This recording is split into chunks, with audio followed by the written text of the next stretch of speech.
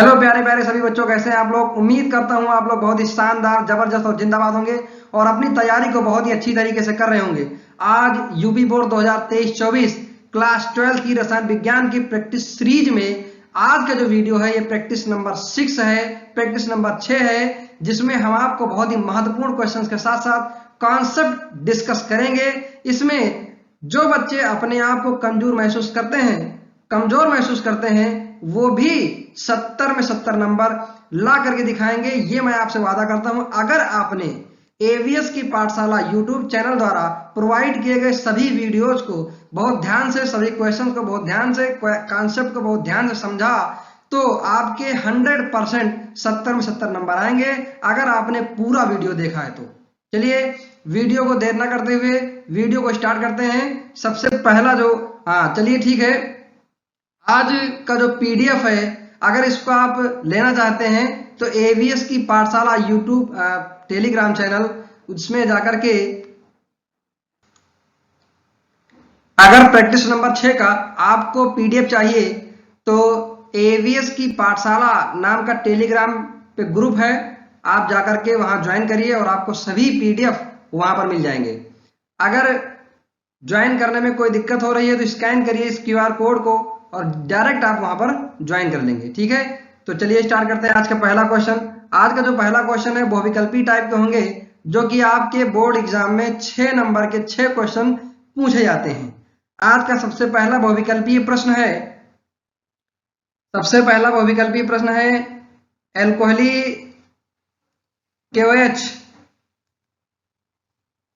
की उपस्थिति में किस मिश्रण के साथ कार्बिल एमीन परीक्षण किया जाता है। बहुत ही इंपॉर्टेंट क्वेश्चन, 2017 में पूछा गया क्वेश्चन है। तो एल्कोहली KOH यानी KOH में एल्कोहल मिला दो। अब कार्बिल एमीन परीक्षण में किस मिश्रण का इस्तेमाल किया जाता है, तो सबसे पहले हम देख लेते हैं कार्बिल एमीन अपक्रिया क्या होती है। कार्बिल एमीन अपक्रिया अगर आपको समझ में आ गई तो ये आपको समझ में आ जाएगा। तो कार्बिल एमीन अपक्रिया जो होती है उसमें प्राथमिक एमीन लेते हैं और इसकी रिएक्शन कराते हैं CHCl3 के साथ और इसमें लेते हैं KOH पोटेशियम हाइड्रोक्साइड। क्या प्राप्त होता है? बदबूदार आइसोसाइनाइड प्राप्त होता है, ठीक है। प्लस साथ में 3 मोल ऑफ KCl और 3 मोल ऑफ H2O साथ में सह उत्पाद के रूप में बाहर निकलते हैं। तो यहां पे देखिए कि कार्बिल एमीन परीक्षण में किस एल्किल हाइलाइड का इस्तेमाल किया जाता है। तो पहला ऑप्शन है क्लोरोफॉर्म एवं रजत चूर्ण, त्रिहैलोजनीकृत मेथेन और एक प्राथमिक एमीन, एक एल्किल हैलाइड और प्राथमिक एमीन, एक एल्किल साइनाइड और प्राथमिक एमीन। तो आप देख सकते हैं इसमें क्लोरोफॉर्म इस्तेमाल किया जा रहा है और क्लोरोफॉर्म में 3 क्लोरीन परमाणु जुड़े हुए हैं, यानी कि ऑप्शन बी त्रिहैलोजनीकृत मेथेन और एक प्राथमिक एमीन। ये प्राथमिक एमीन है और ये त्रिहैलोजनीकृत मेथेन है, इसी को इस्तेमाल किया जाता है कार्बिल एमीन परीक्षण में। चलिए आगे बढ़ते हैं क्वेश्चन नंबर 2 की तरफ। क्वेश्चन नंबर 2 है नाभिक स्नेही प्रतिस्थापन अपक्रिया के लिए एल्किल हैलाइड की तुलना में एरिल हैलाइडों की क्रियाशीलता कम होती है। बहुत ही इंपॉर्टेंट क्वेश्चन है, कॉन्सेप्ट यहां पर लगेगा, आपको कॉन्सेप्ट समझना है। एरिल जो हैलाइड होते हैं इनकी क्रियाशीलता कम होती है। एरिल हैलाइड मतलब यहां जैसे मान लीजिए बेंजीन के ऊपर मैंने लगा दिया Cl ग्रुप, क्लोरीन परमाणु लगा दिया मैंने और ये क्लोरीन परमाणु लगा है। दूसरा कह रहा है एल्किल हैलाइड, ये देखिए एल्किल हैलाइड है। तो एल्किल हैलाइड में CH3Cl का एग्जांपल लिया और एरिल हैलाइड में हमने क्लोरोबेंजीन का एग्जांपल लिया। तो ये कह रहा है कि इनमें से जो है एरिल हैलाइड की क्रियाशीलता कम होती है। क्यों कम होती है? पहला ऑप्शन कम स्थायी कार्बोनियम आयन का बनना। किसके बारे में बात हो रही है? एरिल हैलाइड के बारे में बात हो रही है। अनुनाद स्थायीकरण के कारण, दूसरा ऑप्शन। तीसरा ऑप्शन है कार्बन हाइड्रोजन बंध लंबाई का अधिक होना, प्रेरिटिक प्रभाव यानी इंडक्टिव इफेक्ट। तो देखिए सबसे पहली बात तो ये कि ये जो क्लोरीन है क्लोरोबेंजीन में, क्लोरोबेंजीन ये आसानी से CCl बॉन्ड टूट नहीं सकता है। जब ये टूट नहीं सकता है, टूटता क्यों नहीं है? क्योंकि इसमें होता है, इसके जो लोन पेयर ऑफ इलेक्ट्रॉन होते हैं क्लोरीन के, ये बेंजीन के अनुनादी संरचना में भाग लेते हैं। बेंजीन की अनुनादी संरचना में भाग लेते हैं, जिसकी वजह से यहाँ पर क्या आता है, आंशिक द्विबंध गुण आ जाता है, पार्शियल डबल बॉन्ड करेक्टर आ जाता है। तो देख लेते हैं, पहला ऑप्शन कह रहा है कम स्थायी कार्बोनियम आयन का बनना। भाई देखिए, कार्बोनियम आयन तो यहाँ बन ही नहीं सकता है। पहली बात क्यों नहीं बन सकता, क्योंकि यहाँ से आसानी से Cl बाहर नहीं जाएगा, तो कार्बोनियम आयन तो बन ही नहीं सकता। दूसरा ऑप्शन देख लेते हैं, अनुनाद स्थायीकरण के कारण। ये ऑप्शन बिल्कुल सही है। दूसरा ऑप्शन क्या है, अनुनाद स्थायीकरण के कारण, ये ऑप्शन सही है, क्योंकि इसके जो लोन पेयर ऑफ इलेक्ट्रॉन होते हैं, एकल इलेक्ट्रॉन युग्म जो होते हैं, वो रिजोनेंस यानी कि अनुनाद में भाग लेते हैं, जिसकी वजह से बंध की लंबाई छोटी हो जाती है और इस बॉन्ड को तोड़ना आसान नहीं होता है, कठिन होता है।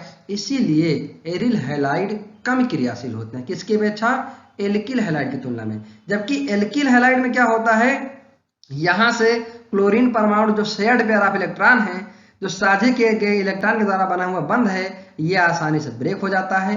क्यों ब्रेक हो जाता है, क्योंकि ज्यादा इलेक्ट्रोनेगेटिव है ना। ये रेजोनेंस में पार्टिसिपेट यहाँ होता नहीं है, रेजोनेंस यहाँ होता नहीं है, अनुनाद यहाँ होता नहीं है, जिसकी वजह से क्या होता है, ये क्लोरीन आसानी से बाहर चला जाता है, तो ये ज्यादा क्रियाशील हो जाता है। ठीक है, चलिए बढ़ते हैं नेक्स्ट क्वेश्चन की ओर। अगला क्वेश्चन है, क्लोरोबेंजीन निम्नलिखित में से किसके साथ क्रिया करके डीडीटी बनाता है। चलिए, डीडीटी जो टॉपिक है, बहुत ही इंपॉर्टेंट टॉपिक है। डीडीटी से ऐसा कोई क्वेश्चन पेपर नहीं जिसमें डीडीटी ना पूछा गया हो, किसी न किसी रूप में डीडीटी जरूर पूछा जाएगा, चाहे वो विकल्प में पूछा जाए, चाहे अत लघुत्तरी में पूछा जाए, चाहे लघुत्तरी में ही पार्ट में पूछा जाए। तो डीडीटी इंपॉर्टेंट टॉपिक है, यहां से क्वेश्चन बनते हैं। तो देख लेते हैं डीडीटी बनता कैसे है। सबसे पहले हम क्या करते हैं, CCl3CHO की रिएक्शन कराते हैं। CCl3CHO की रिएक्शन कराते हैं क्लोरोबेंजीन के साथ। किसके साथ कराते हैं, क्लोरोबेंजीन के साथ। तो क्लोरोबेंजीन ये रहा, क्लोरोबेंजीन के दो मॉलिक्यूल लेते हैं, एक मॉलिक्यूल ये और एक मॉलिक्यूल ये। अब आपको पता है कि सभी कार्बन के पास एक एक हाइड्रोजन होता है। यहां से क्या करते हैं कि H2O बाहर हो जाता है, उपस्थिति किसकी रहती है, कंसंट्रेट H2SO4, तभी तो वाटर निकलेगा, डिहाइड्रेटिंग एजेंट है ना, पहले बताया इसके पहले वाले वीडियो में। तो यहां से CCl3CH, इस तरीके से दोनों बेंजीन क्लोरोबेंजीन यहां जुड़ जाते हैं और डीडीटी का निर्माण करते हैं। अब डीडीटी के निर्माण में क्या इस्तेमाल हो रहा है, यहां पे देखिए, एक तो क्लोरोबेंजीन इस्तेमाल हो रहा है, जो कि इसमें खुद ही दिया गया है क्लोरोबेंजीन, और इसके साथ में क्या इस्तेमाल हो रहा है, ये देखिए, CCl3CHO, इसका नाम है क्लोरल। क्या नाम है, क्लोरल नाम है। क्लोरल में क्या होता है कि दो कार्बन होते हैं और एक कार्बन से तीन मॉलिक्यूल जो है क्लोरीन के जुड़े होते हैं। तो पहला ऑप्शन CCl3, पहला ही ऑप्शन मिल गया इसमें। तो CCl3CH2 जिसका नाम क्लोरल है, यहां पर आपसे फार्मूला ना दे करके नाम भी दे सकता है। तो नाम अगर देगा तो क्लोरल नाम होगा। क्या नाम होगा, क्लोरल। ठीक है, तो ये ऑप्शन आपका राइट हो जाएगा, पहला ऑप्शन CCl3CHO, यानी क्लोरोबेंजीन के साथ जब क्लोरल अभिक्रिया करता है सांद्र सल्फ्यूरिक अम्ल की उपस्थिति में, तो डीडीटी का निर्माण होता है। किसका निर्माण होता है, डीडीटी का निर्माण होता है, जो कि एक प्रकार का कीटनाशक है। चलिए आगे बढ़ते हैं। क्लोरोफार्म की उपस्थिति में, किसकी उपस्थिति में, क्लोरोफार्म प्रकाश की उपस्थिति में वायु द्वारा धीरे धीरे ऑक्सीकृत होकर क्या बनाता है। बहुत इंपॉर्टेंट क्वेश्चन। देखिए, क्लोरोफार्म CHCl3 और इसकी रिएक्शन करा देते हैं वायु के साथ, और किसकी उपस्थिति रहती है, सूर्य का प्रकाश। सूर्य का प्रकाश बहुत ही इंपॉर्टेंट है, ये कई बार पूछा जा चुका है।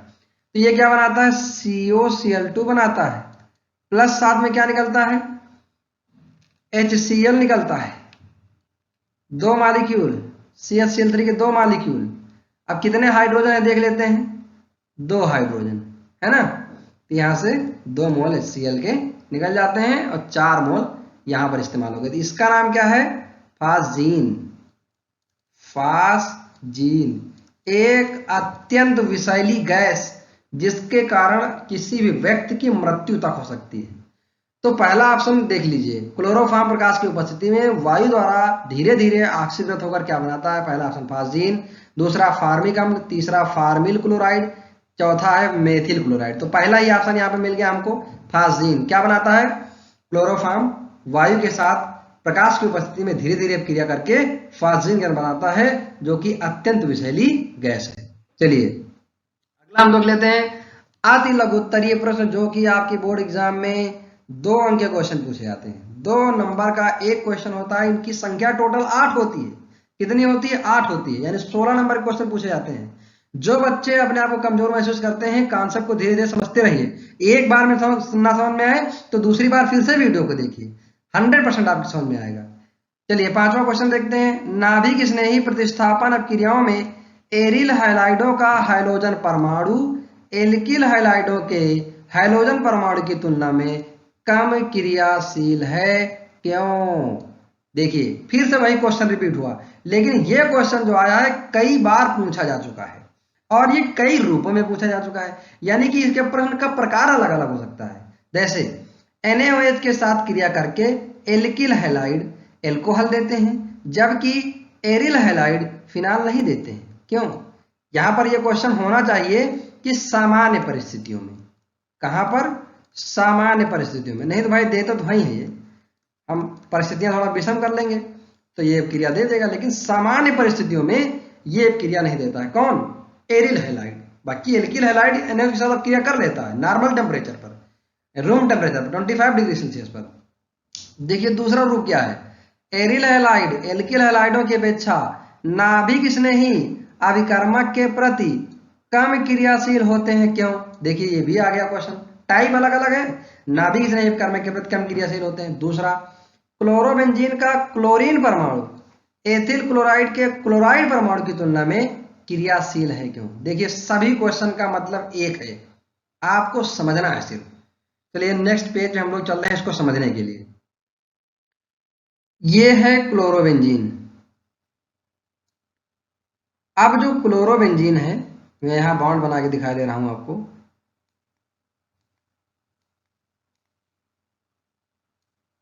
ये बॉन्ड, एक ये बॉन्ड और एक ये बॉन्ड, और यहां लगा हुआ है क्लोरीन। अब क्लोरीन के पास क्या होते हैं, अलग कलर से दिखा देते हैं।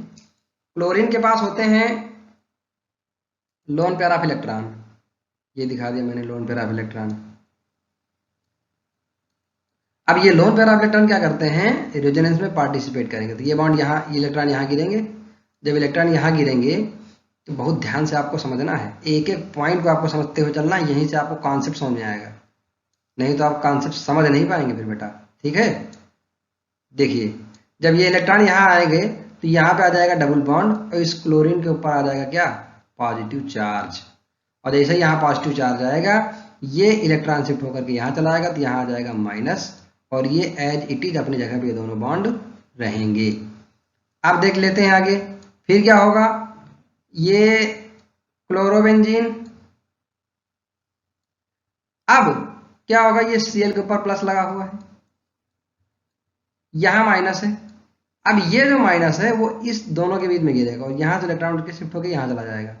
तो जब यहां शिफ्ट हो जाएगा तो यहां आएगा माइनस, अब यहां से माइनस हट जाएगा, और जब यहां से माइनस हट जाएगा तो यहां हो जाएगा डबल बॉन्ड, और यहां एक है डबल बॉन्ड। अब क्या होगा, ये डबल बॉन्ड, ये इलेक्ट्रॉन यहां शिफ्ट हो जाएगा और ये डबल बॉन्ड आके यहां चला जाएगा। जब ये यहां चला जाएगा तो क्या होगा, क्लोरीन के ऊपर पॉजिटिव चार्ज लगा हुआ है, जब ये यहां चला जाएगा तो यहां आ जाएगा माइनस, और यहां हो जाएगा डबल बॉन्ड, और यहां हो जाएगा डबल बॉन्ड, और यहां क्लोरीन के पास डबल बॉन्ड है, इस पे लगा हुआ है पॉजिटिव चार्ज। अब ये इलेक्ट्रॉन यहां शिफ्ट होगा तो ये फिर इलेक्ट्रॉन उठ के यहां चले जाएंगे, तो क्या होगा, तो यहां से इस तरीके से हमको एक स्ट्रक्चर मिलेगा, ये डबल बॉन्ड यहां, ये डबल बॉन्ड यहां, और ये डबल बॉन्ड यहां, और फिर से मिल गया क्लोरीन। क्लोरीन के पास क्या है, लोन पेयर ऑफ इलेक्ट्रॉन। तो आप देखिए इन तीन स्ट्रक्चर में, इसमें, इसमें और इसमें आया क्या है, इसमें आया है एक डबल बॉन्ड। थोड़ी देख ले यहाँ क्या आया है, डबल बॉन्ड। इसको हम दूसरे कलर से कर लेते हैं, डबल बॉन्ड, इसको बोलते हैं आंशिक द्विबंध गुण, अंग्रेजी में बोलते हैं पार्शियल डबल बॉन्ड कैरेक्टर। तो पहला क्वेश्चन ये है कि अगर हम CH3Cl की रिएक्शन NaOH के साथ कराते हैं, कॉन्सेप्ट समझना। तो यहां से बनता है CH3OH प्लस NaCl। किस पर? सामान्य परिस्थितियों में 25 डिग्री सेल्सियस पर और 1 atm प्रेशर पर ये रिएक्शन हो गई। लेकिन वहीं पर अगर हम क्लोरोबेंजीन की रिएक्शन करा लें, क्लोरोबेंजीन की रिएक्शन करा लें Cl के साथ NaOH के साथ, तो सामान्य परिस्थिति में 25 डिग्री सेल्सियस पर और 1 atm प्रेशर पर यह क्रिया नहीं होती है। यहां पर आप देखिए तो क्वेश्चन एक और पूछा गया, नाभिक स्नेही प्रतिस्थापन अपक्रिया क्यों नहीं देते हैं? तो पहला रीजन ये है कि इसमें आ जाता है, पहला रीजन मैं यहां लिख दे रहा हूं, आंशिक द्विबंध गुण, आंशिक द्विबंध गुण आ जाता है, जिसकी वजह से ये रिएक्शन नहीं देता है। हालांकि ये अगर हम टेम्परेचर 300 डिग्री सेल्सियस कर दें और 300 एटमॉस्फेरिक प्रेशर कर दें तो ये इस बॉन्ड को हम ब्रेक कर सकते हैं, क्योंकि इस बॉन्ड को ब्रेक करने में एनर्जी ज्यादा लगती है। तो हुआ क्या है, यहाँ पर डबल बॉन्ड करेक्टर आया, डबल बॉन्ड जैसे ही आ गया तो यहाँ पे इलेक्ट्रॉन जब शिफ्ट हुए तो बॉन्ड की लंबाई हो गई कम। दूसरी बात क्या है, बंध की लंबाई, बंध की लंबाई, बंध की लंबाई क्या हो गई? कम हो गई। क्या हो गई? डिक्रीज हो गई। और बंध की लंबाई कम होती है तो बॉन्ड को तोड़ना मुश्किल हो जाता है, यानी उस बॉन्ड को तोड़ने के लिए ज्यादा एनर्जी चाहिए। ठीक है। तीसरा रीजन क्या है, प्रतिशत S लक्षण, प्रतिशत H लक्षण। अच्छा हम बात कर लेते हैं, जैसे मैंने कहा CH3Cl, तो ये जो कार्बन है वो कैसा है, वो है sp3 संकरित, ये sp3 संकरित है। और जो क्लोरोबेंजीन होता है, क्लोरोबेंजीन, इसमें जो ये कार्बन है, अलग कलर से दिखाते हैं, ये जो कार्बन है ये है sp2 संकरित, sp2 संकरित। तो sp2 जो संकरित है ना, तो हुआ क्या है कि इसमें अगर हम देखें तो S का परसेंट कितना, अगर इसको sp2 यानी कि एक S है और 2 P है, अगर इसको हम 100 को बराबर बराबर इसके भागों में बांटेंगे तो 33.33 सबके हिस्से में आएगा। लेकिन अगर वहीं हम sp3 वाले में देख लें और इसको 100 भागे तो एक S है और 3 P है, तो यहाँ पे क्या हुआ 25-25%, सब में कितना आएगा 25-25% S करेक्टर आएगा। तो जिसका प्रतिशत S लक्षण ज्यादा होता है वो कम क्रियाशील होते हैं, और जिसका प्रतिशत S लक्षण कम होता है वो ज्यादा क्रियाशील होते हैं एल्किल हैलाइड और एरिल हैलाइड की तुलना में। अब यहां पर जो OH है ये नाभिक स्नेही की तरह कार्य कर रहा है, नाभिक स्नेही की तरह कार्य कर रहा है, इसीलिए जो एरिल हैलाइड होते हैं नाभिक स्नेही के प्रति कम क्रियाशील होते हैं at normal conditions. Normal condition मतलब at room temperature. Okay, I hope आपको ये बात समझ में आ गई होगी। पहले देखिए, एरिल हैलाइड एल्किल हैलाइड की तुलना में कम क्रियाशील होते हैं। उसके कितने कारण हैं? 3 कारण है। आंशिक द्विबंध गुण आ जाता है किसमें? क्लोरोबेंजीन में, जबकि एल्किल क्लोराइड में नहीं आता है। बंध की लंबाई छोटी हो जाती है, बॉन्ड को तोड़ना मुश्किल हो जाता है। जब बॉन्ड डबल हो जाता है तो बंध की लंबाई छोटी हो जाती है। तीसरा मैंने बताया प्रतिशत S लक्षण, तीनों को मैंने डिटेल में आपको समझा दिया है। इसमें आंशिक द्विबंध गुण आ गया है। यहाँ पे प्रतिशत लक्षण देखें तो 33.33% S लक्षण आ रहा है। और बंध की लंबाई, जहां पे डबल बॉन्ड करेक्टर आ रहा है तो इसमें बंध की लंबाई छोटी हो गई, जिसकी वजह से हो क्या रहा है, बॉन्ड को तोड़ने में कठिनाई महसूस हो रही है और इस बॉन्ड को तोड़ने में ज्यादा एनर्जी लगानी पड़ेगी, इसीलिए ये कम क्रियाशील होते हैं। कौन? Alkyl halide, aryl halide. चलिए बढ़ते हैं नेक्स्ट क्वेश्चन की ओर। अगला क्वेश्चन है, उभय दंती नाभिक रागी क्या होते हैं, एक उदाहरण की सहायता से समझाइए। बहुत इंपॉर्टेंट क्वेश्चन है। तो उभय दंती नाभिक रागी क्या होते हैं, आइए इसको समझते हैं। तो हेडिंग बना लीजिए, उभय दंती नाभिक रागी। राइटिंग पे फोकस मत करिए क्योंकि राइटिंग बहुत अच्छी नहीं बन पा रही है। ठीक है, कॉन्सेप्ट को समझिए। उभय का मतलब क्या होता है? दोनों। दंती मतलब दाता, यानी कि एक ऐसा नाभिक रागी यौगिक एक ऐसा नाभिक रागी यौगिक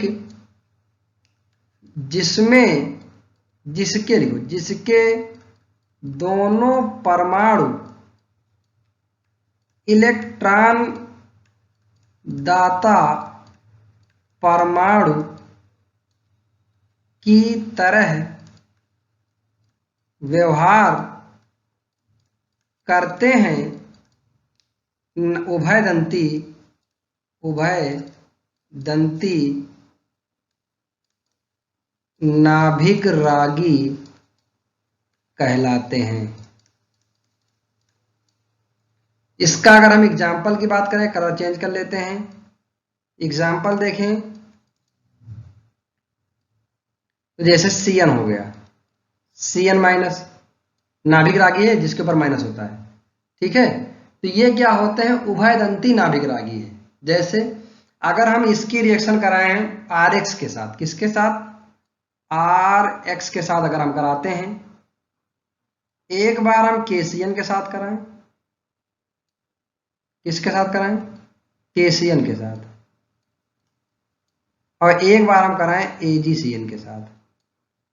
तो KCN के साथ जब ये रिएक्शन करता है तो ये बनाता है RCN, लेकिन जब ये AgCN के साथ कराता है तो ये बनाता है RNC, और प्लस साथ में क्या निकल रहा है, प्लस साथ में निकलता है, यहां निकलता है KX, और इधर क्या निकलता है AgX, ये निकलता है KX निकलता है। याद रखना ये साइनाइड बना रहा है, ये आइसोसाइनाइड है। नाम मैं लिखे दे रहा हूं, इसका नाम किस कलर से लिखूं, इस कलर से लिखता हूं,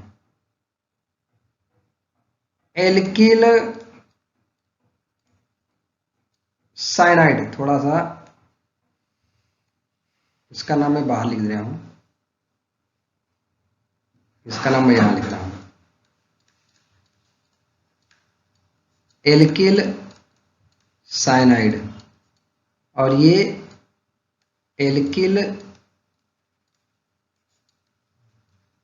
आइसोसाइनाइड। अब ये कह रहा है कि उदाहरण द्वारा समझाइए। तो यहां पर देखिए जो Cn होता है अगर K के साथ है तो ये K प्लस, ये बनाता है K plus plus Cn minus. तो Cn माइनस में देखिए यहां एक्चुअली में C के ऊपर आता है माइनस, क्योंकि R किससे जुड़ा है, C से, ठीक है। तो C के ऊपर आता है माइनस, तो यहां C से जुड़ जाता है। लेकिन जो AgCN है, AgCN एक सहसंयोजी यौगिक है, और सहसंयोजी यौगिक होने की वजह से ये जो एल्किल ग्रुप है RX का, Ag और Cn में माइनस में इस तरह ब्रेक होता है, तो यहां से माइनस में नाइट्रोजन जुड़ता है। लेकिन इस कंडीशन में क्या है कि कार्बन से ही अटैच हो जाता है, यानी ये एल्किल ग्रुप है ये कार्बन से जुड़ जाता है, और जबकि AgCN के साथ जब कराते हैं तो नाइट्रोजन जुड़ता है। क्यों, क्योंकि ये बॉन्ड को तोड़ना आसान नहीं होता है, इसलिए इसके ऊपर जो उपस्थित लोन पेयर ऑफ इलेक्ट्रॉन होते हैं वो इस हाइड्रोजन यानी कि एल्किल ग्रुप को सपोर्ट करते हैं और नाइट्रोजन से जुड़ जाता है। ओके, आई होप आपको समझ आ गया होगा। बढ़ते हैं नेक्स्ट क्वेश्चन की ओर। अगला क्वेश्चन है ऊर्ध्वफिटिक अपक्रिया पर संक्षिप्त टिप्पणी लिखिए। ऊर्ध्वफिटिक अपक्रिया, इससे संबंधित एक अपक्रिया और है ऊर्ध्व अपक्रिया। तो ऊर्ध्व अपक्रिया और ऊर्ध्वफिटिक अपक्रिया दोनों इंपॉर्टेंट हैं। 2018 में 2020 में यह क्वेश्चन पूछा गया है। ऊर्ध्वफिटिक अपक्रिया क्या होती है, जब एल्किल हैलाइड की अपक्रिया, एल्किल हैलाइड की अपक्रिया एरिल हैलाइड के साथ, किसके साथ, एरिल हैलाइड के साथ शुष्क ईथर की उपस्थिति में कराते हैं। इसकी उपस्थिति में, शुष्क ईथर की उपस्थिति में कराते हैं, तो यहां से 2 मोल ऑफ NaCl बाहर चले जाते हैं और क्या बनता है, टॉलुइन बनता है। क्या बनता है, टॉलुइन बनता है, और इसी अपक्रिया को बोलते हैं ऊर्ध्वफिटिक अपक्रिया। जब एल्किल हैलाइड की अपक्रिया एरिल हैलाइड के साथ सोडियम धातु के साथ, जब एक एल्किल हैलाइड और एक एरिल हैलाइड की अपक्रिया सोडियम धातु के साथ शुष्क ईथर की उपस्थिति में कराते हैं, तो टॉलुइन प्राप्त होता है। इसी अभिक्रिया को उर्ज-फिटिक अभिक्रिया कहते हैं। ये इंपॉर्टेंट अभिक्रिया है, इसको याद कर लीजिए। ठीक है, चलिए बढ़ते हैं नेक्स्ट क्वेश्चन की ओर। अगला क्वेश्चन है एथेनॉल की आयोडीन तथा NaOH के साथ मुख्य अभिक्रिया का उत्पाद क्या होता है। देखिए, जब एथेनॉल का फार्मूला क्या है, C2H5OH। इसकी अभिक्रिया I2 के साथ कराते हैं और NaOH के साथ कराते हैं, तो बनता क्या है यहां पर, यहां बनता है CHI3 आयोडोफार बनता है। इसका नाम है आयोडोफार्म। यहां पर 4I2 लेते हैं और 6 मोल ऑफ NaOH लेते हैं। यहां पे क्या निकलता है, 5 मोल ऑफ NaI निकलता है और साथ में और क्या निकलता है, HCOO निकलता है, SCOO निकलता है और साथ में क्या निकलता है, H2O निकलता है। क्या निकलता है, H2O निकलता है। ठीक है, 5 मोल ऑफ H2O भी यहां से निकलता है। यानी कि एथेनॉल की आयोडीन के साथ, जब आयोडीन तथा NaOH के साथ क्रिया कराते हैं तो क्या बनता है, आयोडोफार्म। ये हमारा मुख्य उत्पाद है। ठीक है, आयोडोफार्म। और आयोडोफार्म एक परीक्षण होता है। ठीक है, तो आयोडोफार्म परीक्षण किसके लिए होता है, तो मैं यहां लिखे दे रहा हूं, आयोडोफार्म परीक्षण जो होता है वो ऐसे यौगिक जिनमें COCH3 पाया जाता है उनके लिए होता है, एथिल एल्कोहल के लिए होता है, एथिल एल्कोहल, या हम इसको यूं कह लें कि 2 डिग्री अल्कोहल के लिए। किसके लिए, 2 डिग्री अल्कोहल के लिए आयोडोफार्म परीक्षण का इस्तेमाल किया जाता है। तो यहां पर मुख्य उत्पाद क्या है, आयोडोफार्म। आपको साफ साफ लिखना है कि एथेनॉल की आयोडीन तथा NaOH के साथ मुख्य क्रिया का उत्पाद आयोडोफार्म है। इस तरह से आपको लिखना है। ठीक है, चलिए बढ़ते हैं नेक्स्ट क्वेश्चन की ओर। अगला क्वेश्चन है 2-chloro-3-मेथिल-ब्यूटेन की एल्कोहलिक KOH के साथ क्रिया कराने पर अधिक उत्पाद 2-मेथिल-2-ब्यूटीन की बनती है, क्यों। वेरी इंपॉर्टेंट क्वेश्चन, ये 100% चांसेस है पूछने के। इसी तरह क्वेश्चन अब पूछे जा रहे हैं क्योंकि यूपी बोर्ड अब धीरे धीरे CBSE पैटर्न को फॉलो कर रहा है। तो हम पहले बना लेते हैं 2-chloro-3-मेथिल-ब्यूटेन। तो CH3 CH2 C, यहां पे लगा दिया Cl, लेकिन यहां पे लगा हुआ 3 पे मेथिल, CH3, और यहां पे मैंने लगा दिया CH3। देखिए, इसकी अब क्रिया कराएंगे KOH के साथ, वो भी कैसा, एल्कोहली। CH3 CH3 CCl, ये बन गया यहाँ पर क्लोरीन और CH3। अब इसके साथ अब रिएक्शन कराते हैं तो होता क्या है, यहाँ पर यहाँ का क्लोरीन परमाणु, ये क्लोरीन परमाणु, और इसके बगल में जुड़े हुए हैं बीटा कार्बन। ये देखिए, ये बीटा कार्बन है। तो इस अभिक्रिया को बोलते हैं बीटा निराकरण, बीटा निराकरण अभिक्रिया। बीटा निराकरण अभिक्रिया क्या है कि बीटा कार्बन से हाइड्रोजन के साथ क्लोरीन परमाणु निकल जाएगा, लेकिन वहां से उस बीटा कार्बन से हाइड्रोजन निष्कासित होता है जहां पर हाइड्रोजन की संख्या कम होती है। इसमें 1 हाइड्रोजन, इसमें 3 हाइड्रोजन है, तो यहां से निकलेगा। तो यहां जो प्रोडक्ट बनेगा CH3C CH3 double bond CH CH3, यानी कि जो उत्पाद बना है वो क्या बना है, 2-मेथिल-2-ब्यूटीन।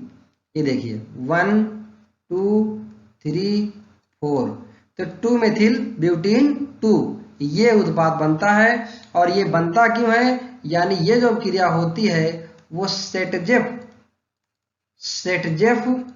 नियम के अनुसार होती है। अभी आगे देखेंगे सेटजेफ का नियम क्या होता है। तो ये क्रिया किसके अनुसार हुई है, सेटजेफ नियम के अनुसार हुई है। इस बात को याद रखना, सेटजेव का नियम क्या कहता है अभी आगे देखते हैं। ठीक है, चलिए बढ़ते हैं नेक्स्ट क्वेश्चन की ओर। अगला क्वेश्चन है लघु उत्तरीय प्रश्न, जो कि 3 नंबर के हैं। ठीक है, आपकी परीक्षा में पूछे जाते हैं, इंपॉर्टेंट क्वेश्चन है। सबसे पहला है विलियमसन अवक्रिया। विलियमसन अवक्रिया पिछले वीडियो में मैं इसके बारे में डिस्कस कर चुका हूं, फिलहाल फिर भी मैं इसको डिस्कस किए दे रहा हूं। जब एल्किल हैलाइड की क्रिया, हेडिंग डाल लो यहां, विलियमसन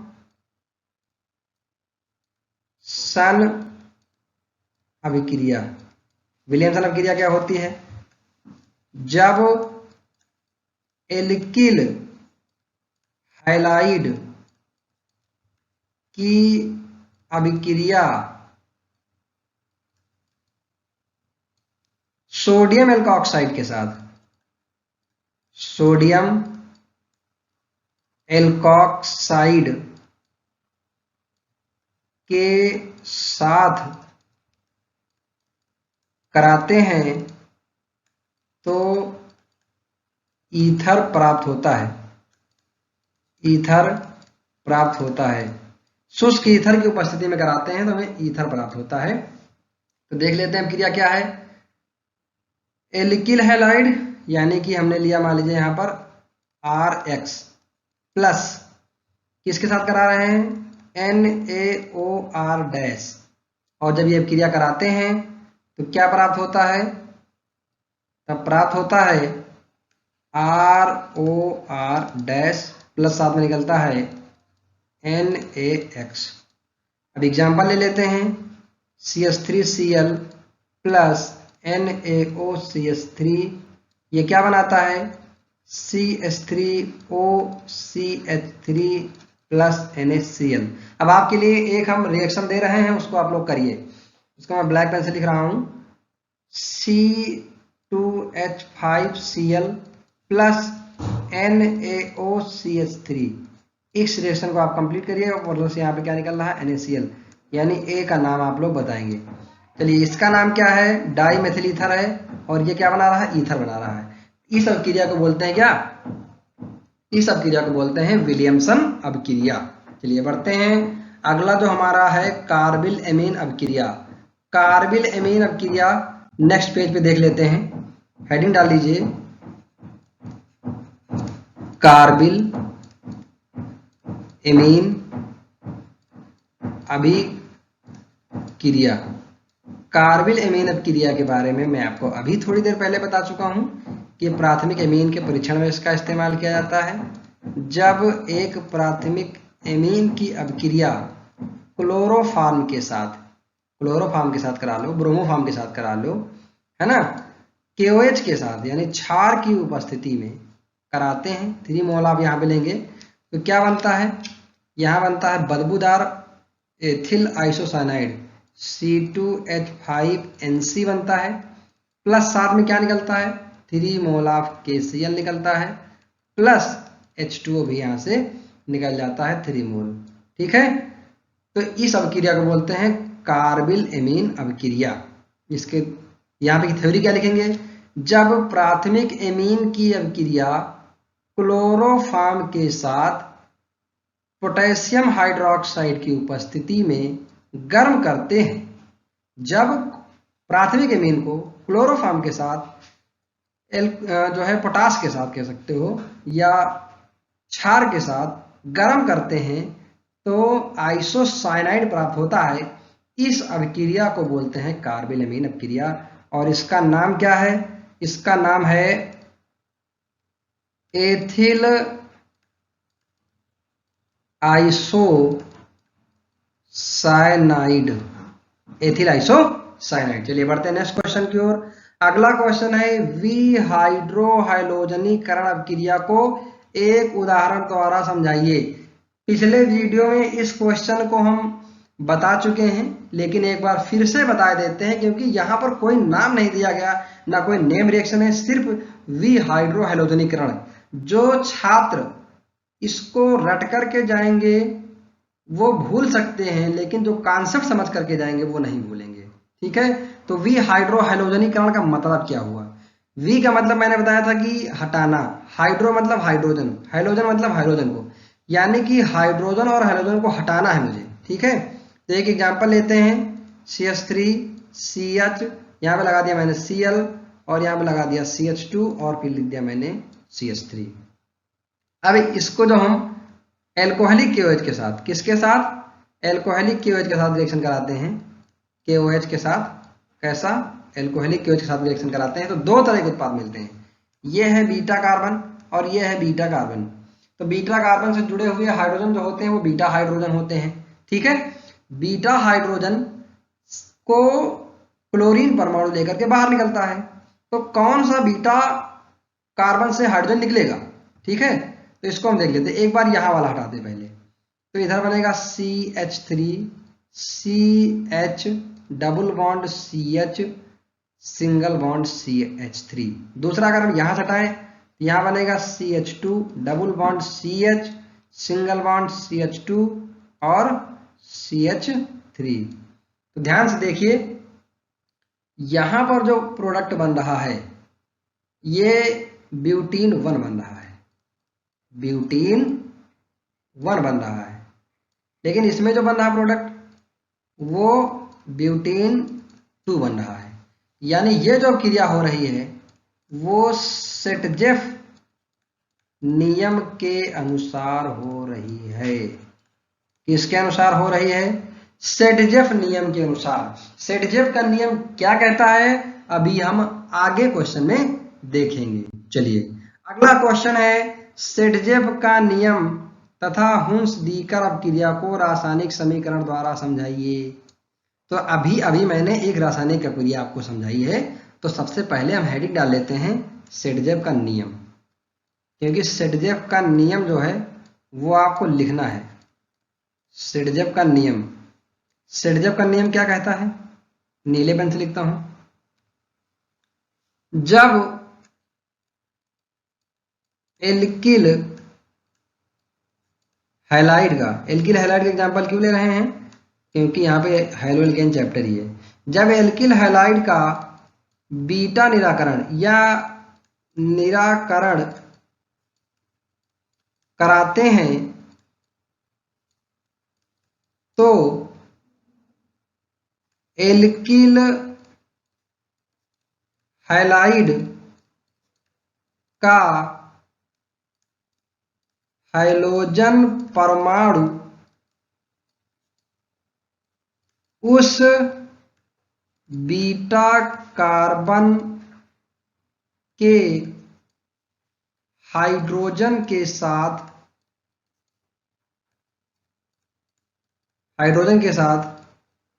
निकलता है जिस पर हाइड्रोजन की संख्या कम होती है। और यही रिएक्शन अभी पिछले ही क्वेश्चन को मैंने इसमें शामिल किया था, ठीक है। तो ये है सेटजेफ का नियम, या ये भी कह सकते हैं कि वहां से हाइड्रोजन निकलेगा जहां पर हाइड्रोजन की संख्या कम होती है, या वहां से हाइड्रोजन निकलेगा जिससे डबल बॉन्डेड कार्बन एटम से, डबल बॉन्डेड कार्बन परमाणु से जुड़े हुए ज्यादा एल्किल समूह प्राप्त होते हैं, ठीक है। तो ये जो है सेटजेफ का नियम है। अगला क्या है, हुंस-डीकर अपक्रिया। हुंस-डीकर, इसको हम जो है रेड पेन से कर लेते हैं, हेडिंग डाल लेंगे हुंस-डीकर अभिक्रिया। हुंस-डीकर अपक्रिया क्या है, जब silver salt of fatty acid यानी कि वसा अम्ल के सिल्वर लवण को, वसा अम्ल के सिल्वर लवण को अभिकृत कराते हैं तो एल्किल हैलाइड प्राप्त होता है, ठीक है, ब्रोमीन के साथ। जब सिल्वर वसा अम्ल के सिल्वर लवण को ब्रोमीन के साथ कराते हैं तो यहां से क्या मिलता है हमको, RBr मिलता है, प्लस यहां से क्या निकलता है, CO2 बाहर निकलता है, प्लस AgBr बाहर निकलता है। इसको बोलते हैं हुंस-डीकर अपक्रिया, ठीक है। जब वसा अम्ल के सिल्वर लवण को ब्रोमीन के साथ गर्म करते हैं तो एल्किल ब्रोमाइड प्राप्त होता है, एल्किल ब्रोमाइड प्राप्त होता है। इस अभिक्रिया को हुंस-डीकर अभिक्रिया कहते हैं। ठीक है, आई होप आपको समझ में आ गया होगा। बढ़ते हैं नेक्स्ट क्वेश्चन की ओर। अगला क्वेश्चन है, रासायनिक समीकरण देते हुए स्पष्ट कीजिए कि क्लोरोबेंजीन से निम्नलिखित यौगिकों को कैसे बनाएंगे। देखिए, अभी कुछ देर पहले ही हमने डीडीटी का निर्माण किया है क्लोरोबेंजीन से, तो सबसे पहले हम देख लेते हैं क्लोरोबेंजीन से डीडीटी का निर्माण कैसे करते हैं। ठीक है, यानी पहला तो हम CCl3 CHO की अपक्रिया कराते हैं क्लोरोबेंजीन के साथ।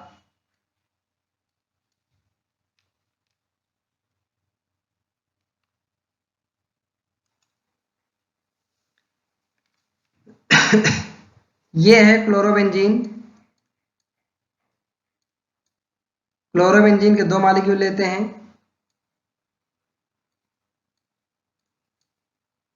और सांद्र सल्फ्यूरिक अम्ल की उपस्थिति में कराते हैं। किसकी उपस्थिति में? तो सांद्र सल्फ्यूरिक अम्ल यानी कि कंसंट्रेट H2SO4 की उपस्थिति में। तो क्या मिलता है?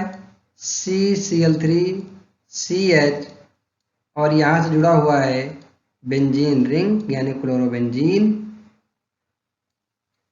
Cl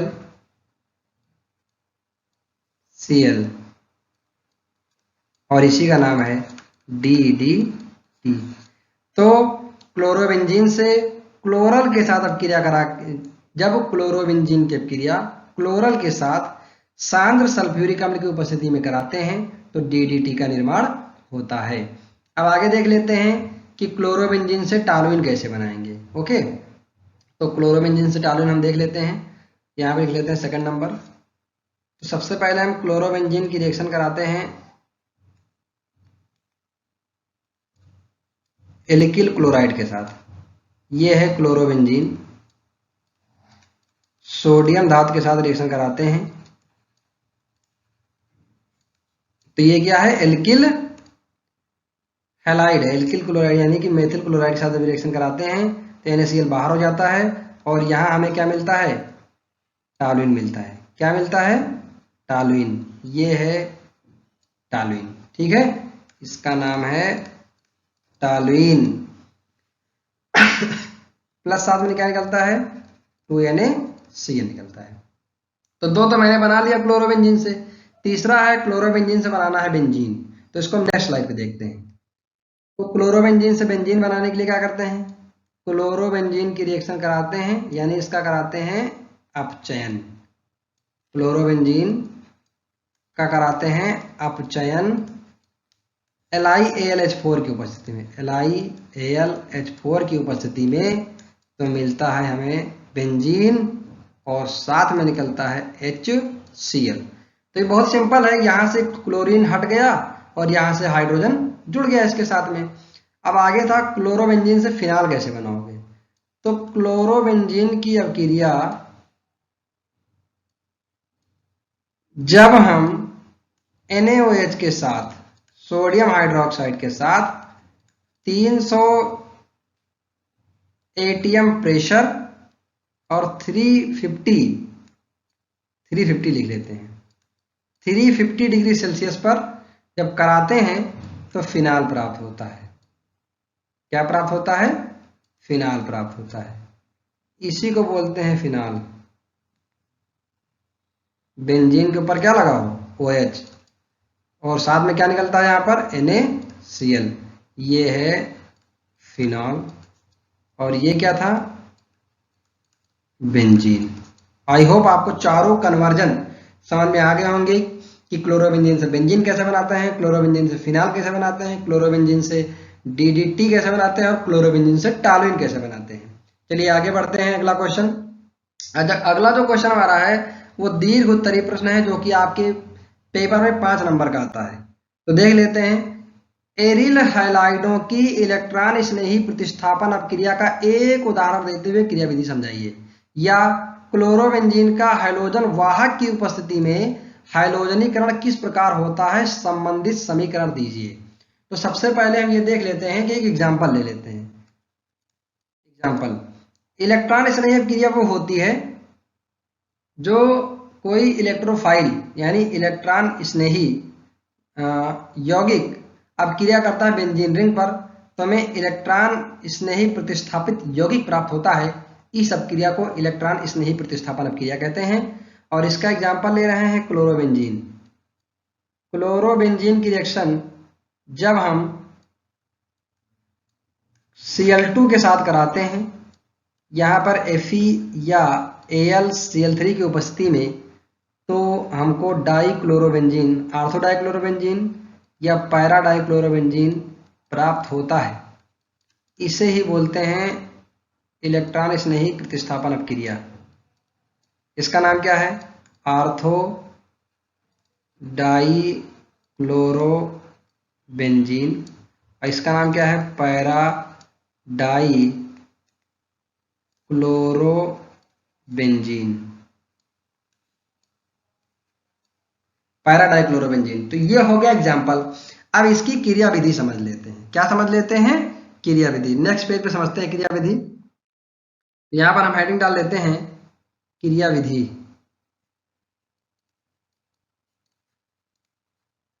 इलेक्ट्रॉन स्नेही प्रतिस्थापन अपक्रिया की क्रिया विधि। तो सबसे पहला जो स्टेप होगा, स्टेप फर्स्ट, क्लोरीनियम आयन का निर्माण होगा। क्लोरीनियम आयन का निर्माण। क्लोरीनियम आयन का निर्माण कैसे करेंगे? दूसरे कलर से लिखते हैं। Cl2 की अपक्रिया कराएंगे FeCl3 के साथ। साफ साफ लिख लेते हैं। Cl2 की अपक्रिया FeCl3 के साथ जब कराते हैं तो ये बनाता है Cl plus plus FeCl4 minus, और इसी का नाम है क्लोरीनियम आयन। इसका नाम है क्लोरीनियम आयन। ओके, अब बढ़ते हैं स्टेप 2 की ओर। स्टेप टू क्या है? क्लोरीनियम आयन का क्लोरोबेंजीन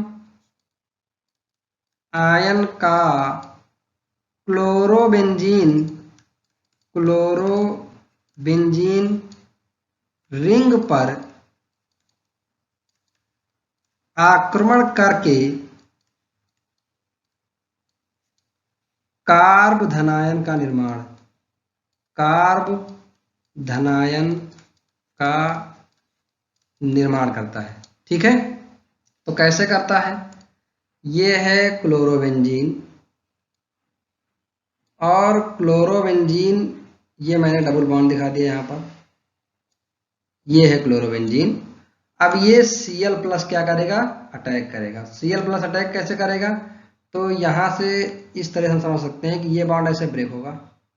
जब ये बॉन्ड, ये Cl प्लस है, जब ये बॉन्ड ब्रेक होगा तो यहां पर क्या होगा कि ये Cl आ गया, तो यहां पे आ जाएगा प्लस चार्ज। इसको मैं थोड़ा सा नीचे बना लेता हूं ताकि और अच्छे से क्लियर हो जाए। ये देखिए, यहां से जुड़ जाएगा Cl, और यहां से एक हाइड्रोजन जुड़ा हुआ है, और यहां आ गया, यहां तो पहले से ही Cl जुड़ा हुआ था, और ये डबल बॉन्ड यहां पहले से ही लगे हुए हैं। ये डबल बॉन्ड और ये डबल बॉन्ड, ये थोड़ा सा, ये डबल बॉन्ड लगा हुआ है और ये डबल बॉन्ड लगा हुआ है, और यहां पे आया है प्लस चार्ज। इस कार्बन के ऊपर आया है प्लस, इस कार्बन के ऊपर आया है प्लस चार्ज। तो ये जो प्लस चार्ज है, ये क्या करेगा? इलेक्ट्रॉन इसको न्यूट्रल करने की कोशिश करेगा। जब ये न्यूट्रल करेगा तो क्या होगा? तो होगा ये कि यहां पर जब ये यहां न्यूट्रल कर देगा तब यहां पे प्लस चार्ज आ जाएगा। तो यहां पे आ गया प्लस चार्ज, और ये हो गया डबल बॉन्ड, और ये यहां लगा है Cl, और ये यहां लगा है Cl, और यहां से निकला साथ में हाइड्रोजन। अब यहां डबल बॉन्ड लगा हुआ है। अब क्या होगा कि ये वाला डबल बॉन्ड इसको न्यूट्रल करने की कोशिश करेगा। जब ये न्यूट्रल होगा, जब ये न्यूट्रल करने की कोशिश करेगा तो क्या होगा? अब ये पॉजिटिव चार्ज इधर आ जाएगा। जब ये न्यूट्रल करेगा, भाई देखो यहाँ डबल बॉन्ड लगा हुआ है, ये डबल बॉन्ड लगा हुआ है, अब ये डबल बॉन्ड लग गया तो यहाँ क्या आ गया, इसके ऊपर आ गया पॉजिटिव चार्ज, और यहाँ से तो Cl लगा हुआ ही पहले से, यहाँ भी Cl और यहाँ है हाइड्रोजन। अब तीसरे स्टेप में क्या होगा, स्टेप नंबर 3, स्टेप नंबर 3 में क्या होगा कि प्रोटॉन का निकलना, प्रोटॉन का निकलना या निष्कासन होना, ये स्टेप 3 है। कैसे होगा ये भाई, देखिए जैसे ही ये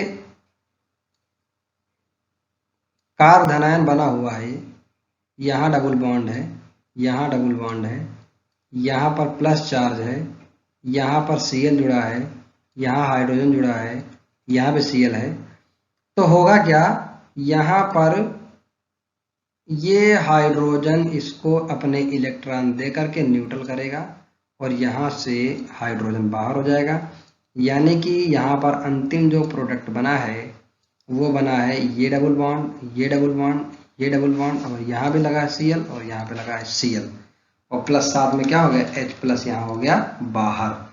तो यहाँ से जो H प्लस है, ये H प्लस अब रिएक्शन करेगा, यानी ये जो H प्लस है वो FeCl4 माइनस के साथ रिएक्शन करके बनाएगा FeCl3 प्लस HCl, इस तरह से ये HCl बाहर हो जाएगा। तो हमने आपको क्लोरोबेंजीन की एक इलेक्ट्रॉन स्नेही प्रतिस्थापन अभिक्रिया का एग्जाम्पल देते हुए मैंने आपको क्रिया विधि समझाया। क्रिया विधि में मैंने आपको क्या बताया कि पहले स्टेप में क्लोरीनियम आयन बनेगा। क्लोरीनियम आयन कैसे बनता है, देखिए क्लोरीनियम आयन, ये जो Cl2 है वो FeCl3 के साथ रिएक्शन करेगा और यहाँ बनाएगा Cl प्लस, जिसको बोलते हैं क्लोरीनियम आयन, और FeCl4 माइनस बनेगा। इस दूसरे स्टेप में क्लोरीनियम आयन का क्लोरोबेंजीन रिंग पर आक्रमण करके कार्ब धनायन का निर्माण। अब देखिए जैसे इसने यहाँ पर अटैक करेगा तो यहाँ पर पॉजिटिव चार्ज देखो घूम रहा है यहीं पे, तो ये है कार्ब धनायन, ठीक है, कार्ब धनायन का निर्माण हो गया। अब तीसरा स्टेप है प्रोटॉन का निकलना। अब प्रोटॉन यहाँ से क्या होगा, निकलेगा कैसे, इस प्लस को अपने इलेक्ट्रॉन देगा और बाहर चला जाएगा, तो इस तरह से क्या बन जाएगा डाइक्लोरोबेंजीन। इसका नाम क्या होगा, इसका नाम क्या होगा, इसका नाम होगा आर्थो डाइक्लोरोबेंजीन, ये आर्थो डाइक्लोरोबेंजीन बन गया।